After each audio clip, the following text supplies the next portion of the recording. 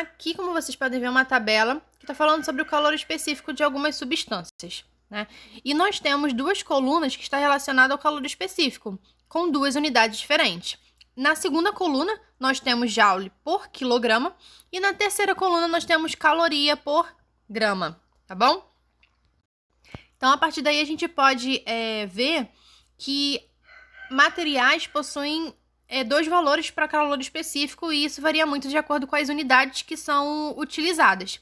Então, antes de mais nada, qualquer equação, qualquer questão que a gente vai fazer, a gente primeiro tem que dar uma olhada na unidade do calor específico para ver se é necessário que haja alguma transformação de unidade nas outras grandezas. Tá bom, pessoal? Agora vamos dar uma paradinha para a gente fazer exercícios de fixação que estejam relacionados a essa parte do conteúdo, que no caso é a equação da calorimetria, né? A equação fundamental da calorimetria, calor específico, capacidade térmica. Então, vamos lá para o terceiro exercício sobre o capítulo, sobre calorimetria. Então, vamos lá. A depilação a laser é um procedimento de eliminação dos pelos que tem se tornado bastante popular na indústria da beleza e no mundo dos esportes. O número de sessões do procedimento depende, entre outros fatores, da coloração da pele, da área a ser tratada e da quantidade de pelos nessa área. Na depilação, a laser age no interior da pele, produzindo uma lesão térmica que queima a raiz do pelo. Considere uma raiz de pelo de massa 2 vezes 10 elevado a menos 10 kg inicialmente a uma temperatura de 36 graus Celsius, que é aquecida pelo laser a uma temperatura final de 46 graus Celsius.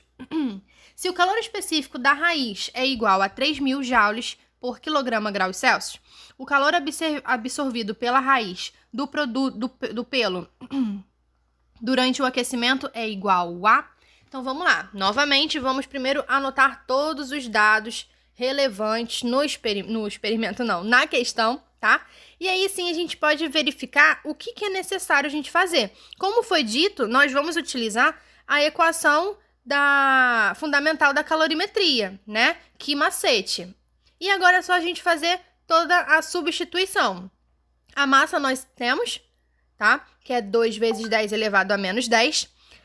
O calor específico é 3.000 e a variação da temperatura é 46 menos 36, tá? Então, vai resultar nesse valor aqui. A gente fez apenas uma multiplicação para reduzir os termos, tá? E aqui, olha, nós temos que a quantidade de calor é igual a 6 vezes 10 elevado a menos 6. Como vocês podem ver, né, na penúltima linha, a gente fez uma manipulação em relação à potência, né? Multiplicação de potência. Então, a gente repetiu a base e somamos os expoentes. Menos 10 mais 4 vai dar menos 6. Então, resultou nessa quantidade de calor, tá bom? Então, aqui, olha, a resposta certa é a letra A, tá bom? Agora, vamos para a número... Deixa eu... 5. Então, vamos lá. O gráfico 1 mostra a variação da pressão atmosférica em função da altitude e o gráfico 2 a relação entre a pressão atmosférica e a temperatura de ebulição da água. Então, aí são mostrados dois gráficos, tá?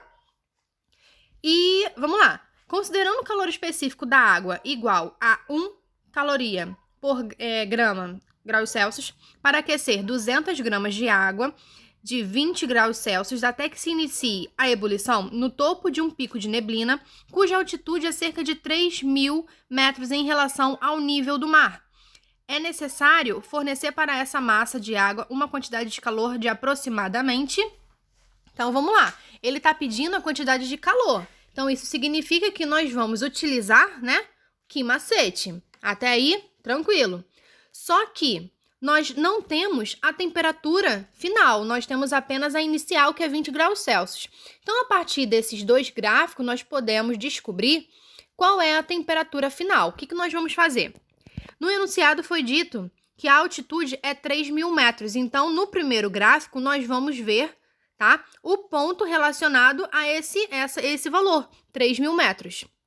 Então, aí, é 3 quilômetros, tá?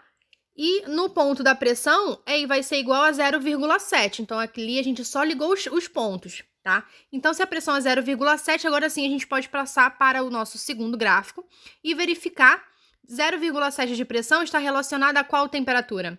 Como a gente pode ver, 93, visto que no eixo X, tá? Na temperatura, tá variando de 3 em 3, então fica bem prático da gente descobrir.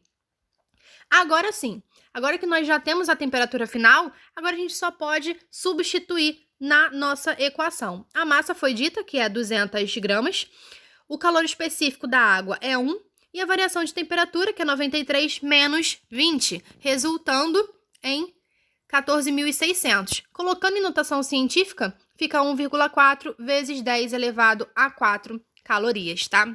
Então, a resposta certa é a letra E. Então, aqui já foram resolvidos 3 exercícios, tá bom? Dos exercícios de fixação. E agora, nós podemos responder às curiosidades, tá? Que foi dita lá no início da nossa aula. No deserto, durante o dia, a temperatura atinge valores muito elevados. Situação que se inverte à noite, quando a temperatura é bem baixa. Agora nós temos. A explicação dessa variação se baseia no conceito de calor específico.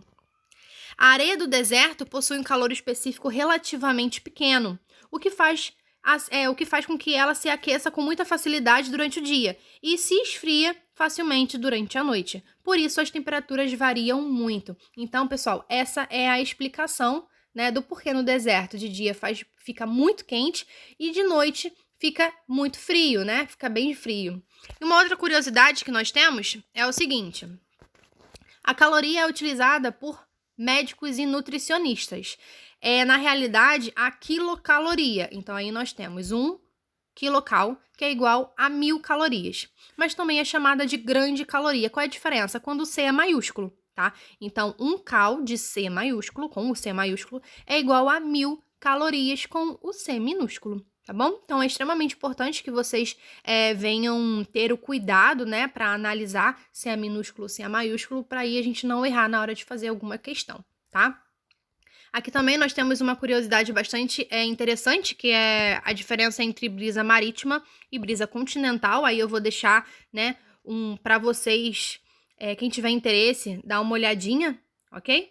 E agora nós vamos para calorímetro no próximo vídeo.